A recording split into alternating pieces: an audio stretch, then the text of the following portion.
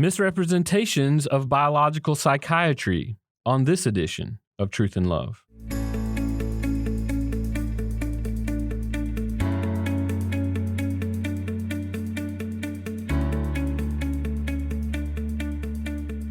I'm Dale Johnson, and you're listening to Truth and Love, a podcast of the Association of Certified Biblical Counselors, where we seek to provide biblical solutions for the problems that people face. And this is Mental Health Awareness Month, the month of May, and as has become our custom the last few years, we are addressing several different topics regarding the issue of mental health. And today, we're going to entertain a topic related to biological psychiatry. Now, we've talked about on the podcast biological psychiatry in the past.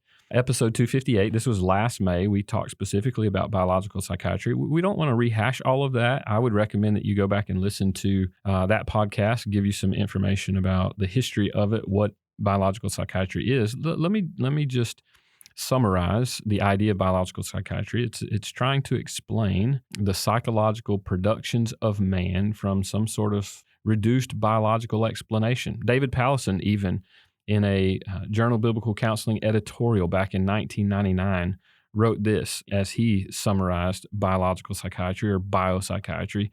He said it's an explanation that your psyche becomes a byproduct of your body.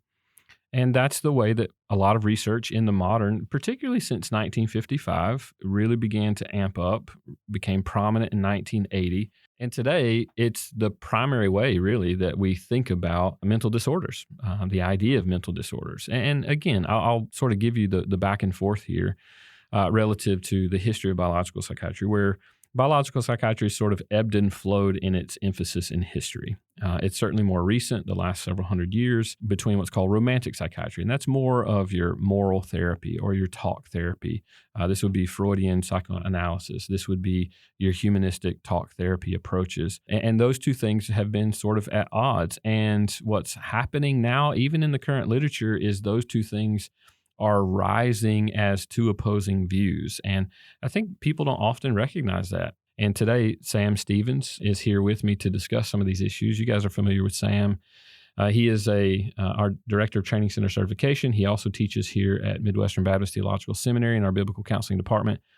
And Sam and I love to read about this subject. We love to discuss this subject. It's very interesting to us. And as we think about biological psychiatry and really what's happened, particularly since 2013, we've seen an increase in concern as it relates to the model of the Diagnostic and Statistical Manual of Mental Disorders and the way we think about mental disorders from primarily a biological perspective. But what's happening even right now is an increase in literature that's questioning this narrative of biological psychiatry and calling it reductionistic. We'll explain that as we move forward, but we want to interact today, if we can, with an article that was presented last year in 2020, and it comes from the Harvard Review of Psychiatry, and this is the title of it, Messaging in Biological Psychiatry, Misrepresentations, Their Causes, and Potential Consequences.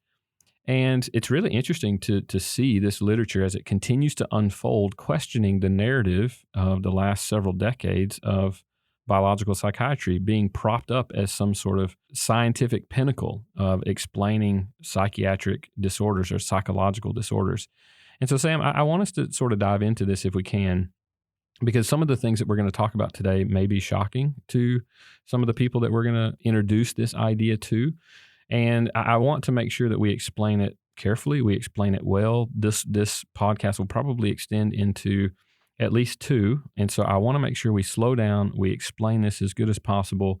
But what I want to do is start off with just assessing some of the literature. That's what these guys are doing here in the Harvard Review of Psychiatry. They're assessing some of the scientific literature and some of the various problems that they see, some of what we've called the misrepresentations of biological psychiatry. And so I want you just to sort of introduce our listeners to this idea about some of the literature, where it's leading, what some of the things are being said even now.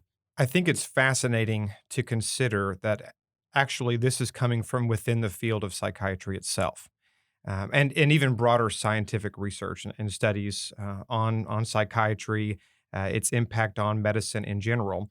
And many of our listeners who are our members or just interested in this topic may not be aware of that because that does not come across in mass media. It doesn't come across in the general parlance of discussing mental health, mental illness, which is very common in our culture and society here, at least in the West. And so, with this particular article, are two major thrusts that the researchers are getting at. One is that what we've already talked about, the biopsychosocial model, or what they also identify as the multi-causal explanation of mental disorders. Let me talk about that for a moment. That is basically there are multiple factors, not just one, that is the cause or explanation of mental illness, mental disorders. So the thrust of this article is that the biopsychosocial model should be considered as important, or at least as important as the biological model or the monocausal model of psychiatry. Let's break that down for a second. So the biopsychosocial, you can hear the language that's there. And some integrationist Christian psychologists even use this phrase, biopsychosocial, and sometimes add spiritual in relation to that.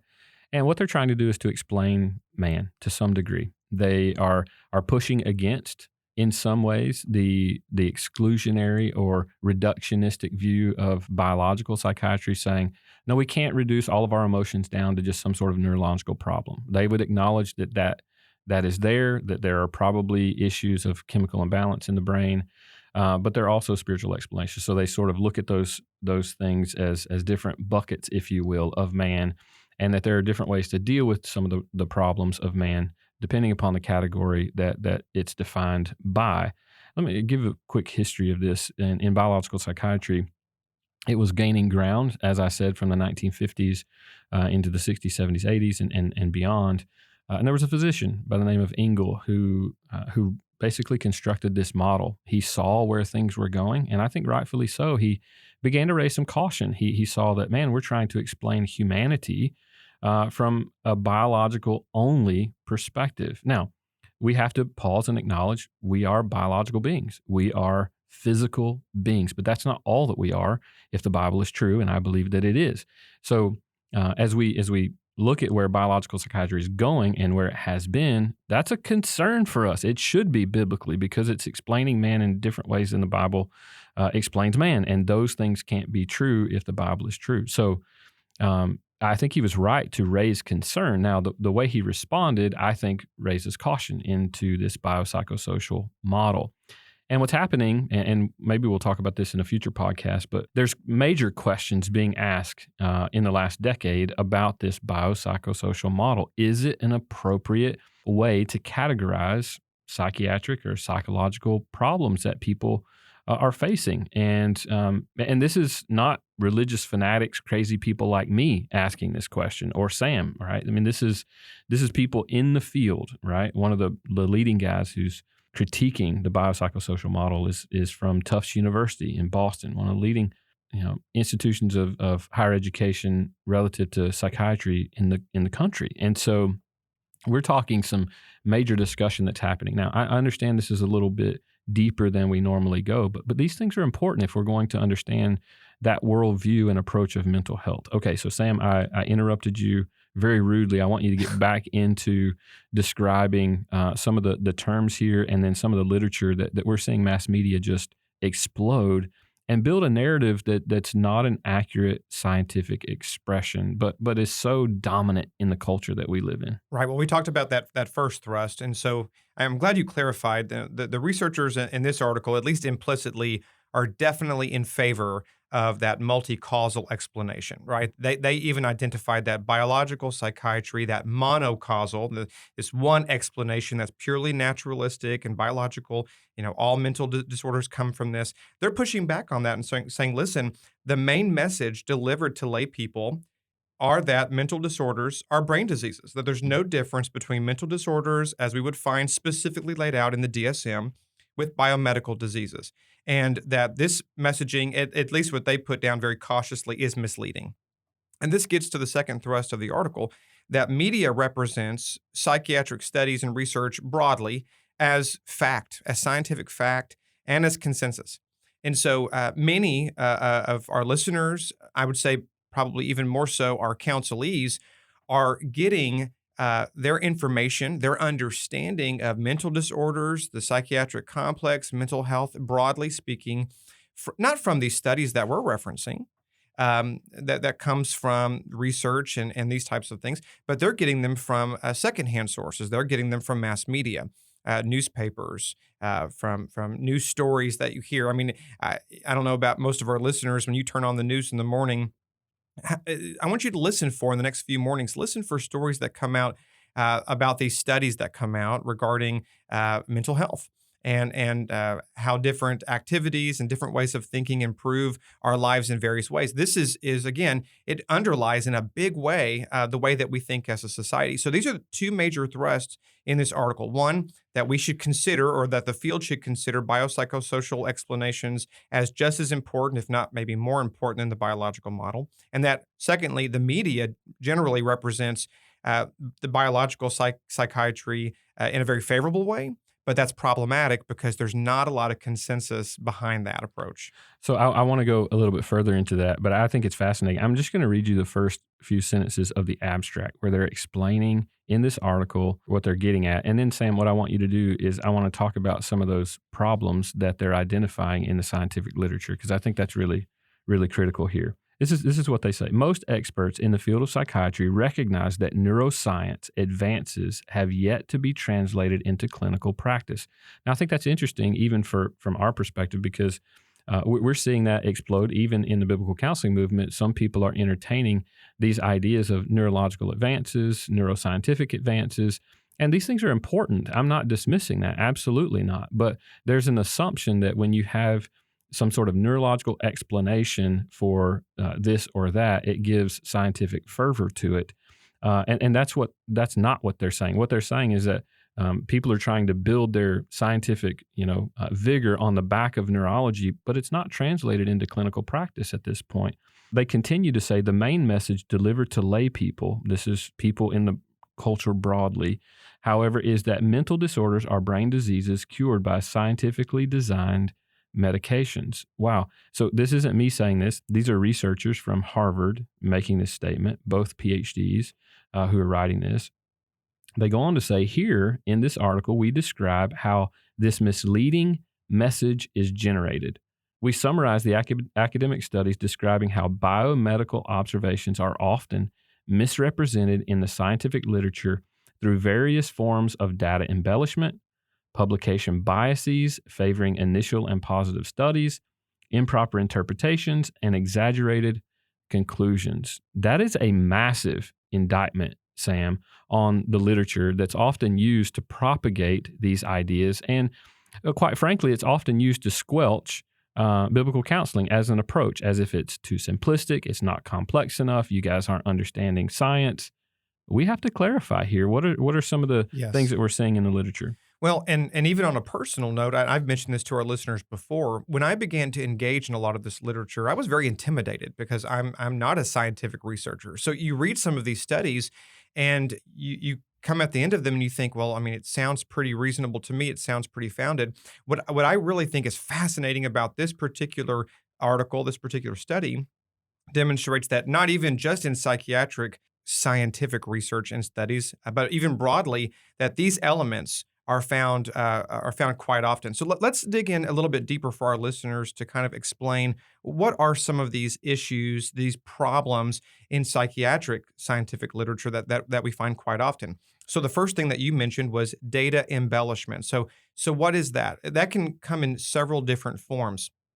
And they cite all of these studies, by the way, at the end of the article. So I would encourage our listeners, take a look at the article. We're going to provide it in the show notes for you. And you can find these studies. Many of them are open source, so you don't have to, there's not a paywall. But so some of these are examples of deletion of data.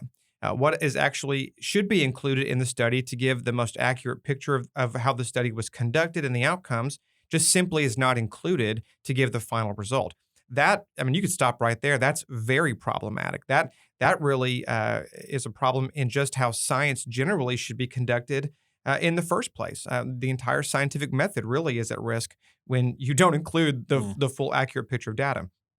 Also, there's the issue of ending of data collection once desired outcomes are reached. Now, this kind of bleeds into another issue that is found quite often, and this is in particular in the social science scientific literature regarding positive outcomes.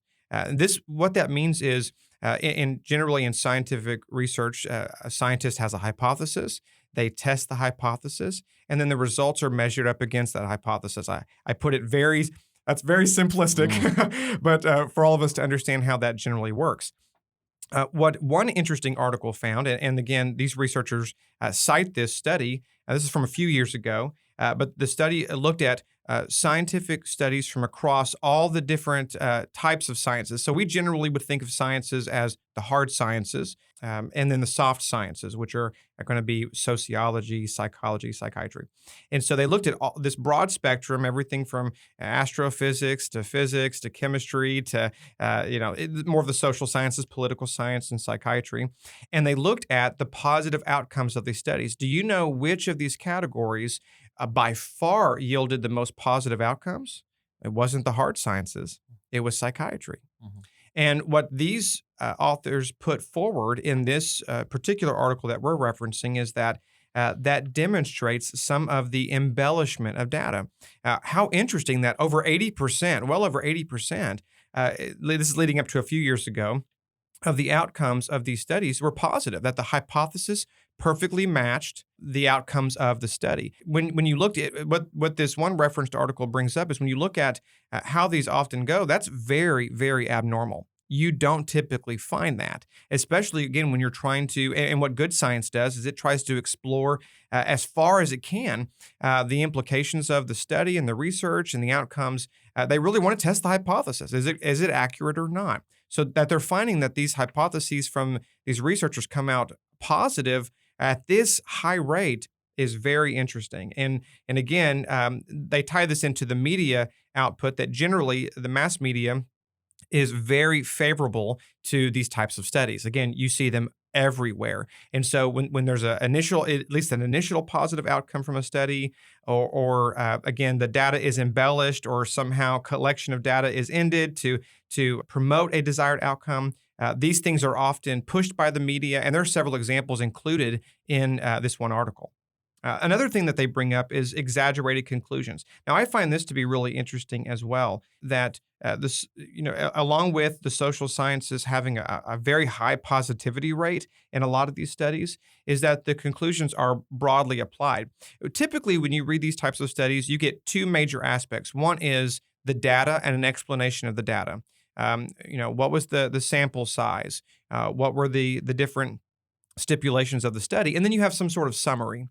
And again, if you're not used to reading these types of articles, they may feel kind of strange reading it, but these are the two elements that you'll find. One thing that this I found interesting that this article brought up was that oftentimes the data presented, if it's accurately presented, and the summary of the data don't match. The summary is much more glowing, if you will. It's much more positive than the data actually translates into, again, clinical practice, clinical reality. And so they're saying that you're not seeing a really realistic matchup between these two things. Again, there's many reasons behind that, but one is when you think about just the whole effort of publishing in scientific or academic journals, and then even just the research context, there's a lot of need to obtain funding for ongoing research. Well, what gets funding? Positive studies, or at least promising studies. Mm-hmm. And so, again, you've got to put this factor into play, and they include that here in this article as well. Yeah, and one of just a quick aside relative to that, the specialization that's happening in psychiatry and psychology broadly, I think is becoming more and more reductionistic into certain areas, and I think it's closing our mind to some degree in seeing the wholeness of humanity and what's involved with us responding emotionally and as it's termed secularly, from a psychological perspective, and so we have to be cautious and very careful that even as these things become further specialized, that actually can be harmful to some of the scientific literature, because you're looking in a very narrow window for things, not considering outside influence on some of your research. Well, and I want to bring this point up too as well. Again, we're throwing the word science around quite a bit, and we've talked about this that not all science is science.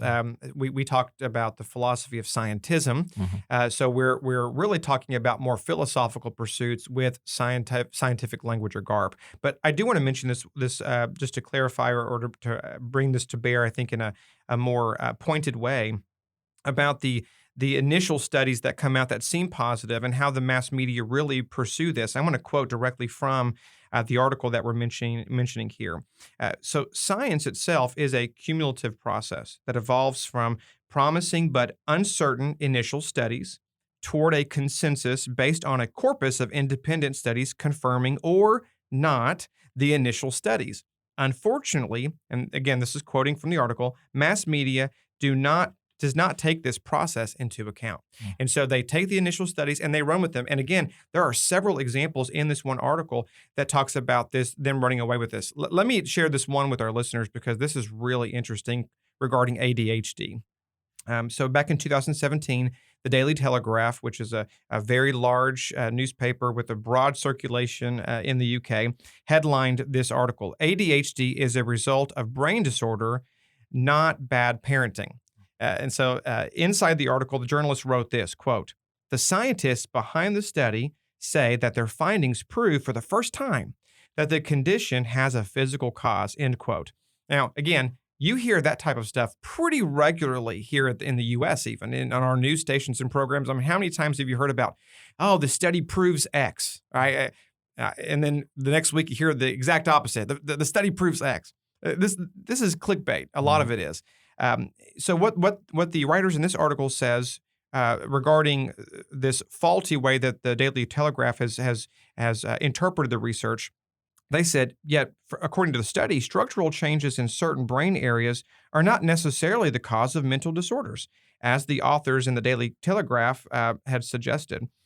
For example, the most robust differences between the brains of depressed patients and those of healthy controls relates to the volume of the hippocampus.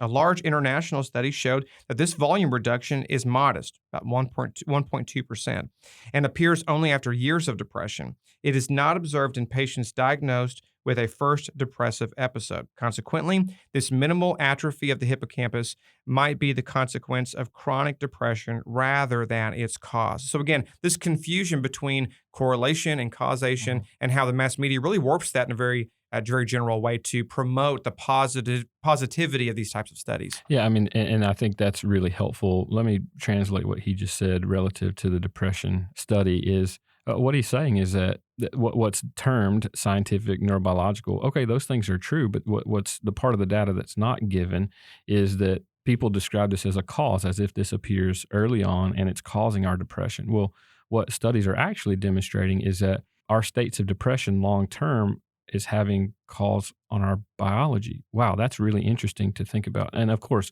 more of that needs to be explored, but it's really interesting how the mass media starts to promote this. Now, we got to shut this down. I was afraid this was going to happen, Sam, where we jump into this topic and there are so many things to talk about. This is an important topic to me because, and I'm going to continue to beat this drum. And the reason is because this narrative that we're seeing outside, and I would use Colossians 2:8 as one of our critical responsibilities to stand for truth, to stand against false ideologies, empty philosophies, and vain deceptions, that it is one of the major hindrances of biblical counseling. People dismiss biblical counseling as if it's not real, it doesn't exist, the Bible's not sufficient, because they buy into these things. And what we're trying to say is that's not what the secularists are saying. I'll finish with this, and then we'll be done for today. This whole article from the Harvard Review of Psychiatry was actually a response to another article that was released in October 2019 from the New England Journal of Medicine. And these two gentlemen, researchers, published this article in the New England Journal of Medicine, and this is one of their primary claims. And what the Harvard Review of Psychiatry article is trying to do is to demonstrate how this happened. Why did this happen? Why did the culture, why did lay people at large buy into this? This is what the New England Journal of Medicine said. Ironically, although these limitations of biological treatments are widely recognized by experts in the field, The prevailing message to the public and the rest of medicine remains that the solution to psychological problems involves matching the right diagnosis with the right medication. Consequently, psychiatric diagnoses and medications proliferate under the banner of scientific medicine, though there is no comprehensive biologic understanding of either the cause or the treatments of psychiatric disorders. That is a major claim. We're going to try to revisit that in our next podcast next week as we're dealing with these issues in Mental Health Awareness Month. So I hope you'll join us as we continue this conversation next week on the misrepresentations of literature that we see relative to biological psychiatry.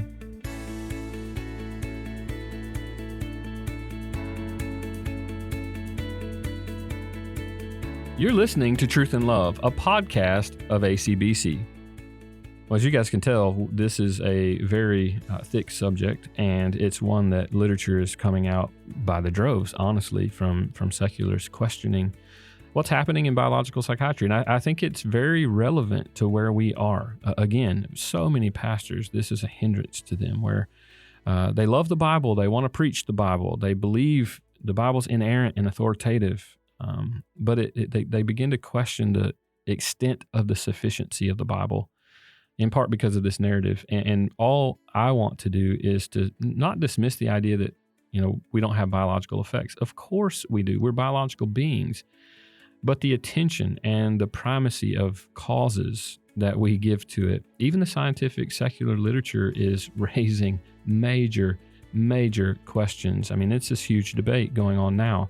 So I want us to be confident in that. The last thing I'll leave you with is this. We're gonna put several resources along with the Harvard Review article in the show notes, and several other resources that you can consider that I think would be helpful just to be aware of. I think it would be important for you to jump onto this train and understanding what's happening in some of the literature, because people always say, well, you biblical counselors are against science. We're not. We just want to read it and read it well if we can, and to understand what people are saying, even the secular world. Not that we agree with their conclusions as far as what they're recommending we do moving forward, but we do see, as Jay Adams said, co-belligerence. And I think it's important for us to recognize that when it happens in some of the literature. So we'll leave those in the show notes where you can find, of course, at biblicalcounseling.com.